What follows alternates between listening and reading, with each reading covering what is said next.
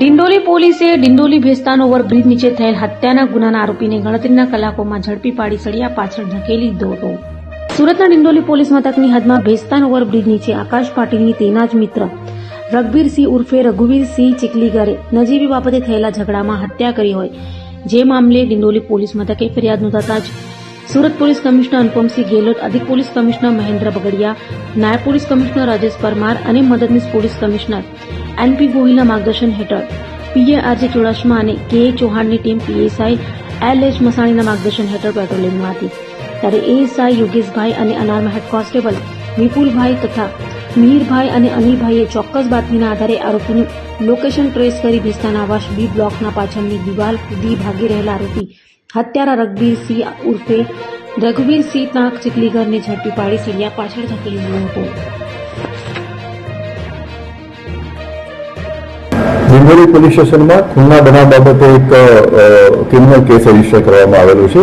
આ ગુનાની હકીકત એવી છે કે આકાશ પાટીલ કરીને એક 27 વર્ષની ઉંમરનો યુવક જે છે એ એના મિત્રો સાથે ભેસ્તાન ઓવરબ્રિજ છે એના બાજુના ભાગે એ બધા ભેગા થયેલા હતા અને બધા મિત્રો હતા અને એમાં પછી એમાં બોલાચાલી થઈ, અમુક કારણોસર ગાળાગાળી થઈ અને એના જે આ કામનો જે આરોપી જે છે આ કામનો આરોપી એનું નામ છે રઘુવીરસિંહ સોરનસિંહ ટાંક. એને જે બીજા મિત્રો હાજર હતા એની સાથે બોલાચાલી થઈ એટલે આકાશ છોડાવવા વચ્ચે પડતો હતો, આકાશ છોડાવવા વચ્ચે પડતો હતો એટલે આ આરોપીએ એની પાસેના જે ચપ્પુ જે છે એની ઉપર હુમલો કર્યો એનાથી અને પગના ભાગે ઉપરી પગના સાથળના ભાગે ઉપરી ચપ્પાના ઘા કર્યા.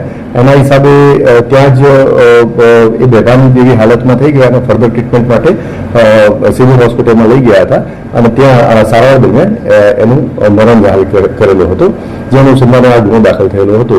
બનાવ બન્યા પછી આરોપી ત્યાંથી ફરાર થઈ ગયેલો હતો. સ્થાનિક પોલીસ સ્ટેશનને ડિસ્ટાફમાં ચોક્કસ બાતમી મળેલી હતી. બાતમી આધારે આ ગુનામાં જે સંડોવાયેલ આરોપી રઘુવીરસિંહ સોરનસિંહ ટાંક એ ભેસ્તાન આવાસમાં સરદાર આવાસમાં રહે છે અને એ મળી આવેલ છે અને એકત્રિત પુરાવા આધારે એની ધરપકડ કરવામાં આવેલી છે અને આરોપીએ જે હથિયારથી વિક્ટીમ જે મરણ જનાર છે એના ઉપર ચપ્પુના ઘા મારેલા હતા એ હથિયાર પણ તપાસ દરમિયાન રિકવર કરવામાં આવેલ છે.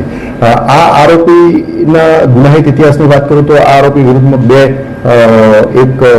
બે ગુના દાખલ થયેલા છે. એક સલામતપુરા પોલીસ સ્ટેશનમાં ગરફોડનો ગુનો દાખલ થયેલો છે અને એક અન્ય પોલીસ સ્ટેશનમાં જીપી 135 મુજબ ગુનો દાખલ થયેલો છે.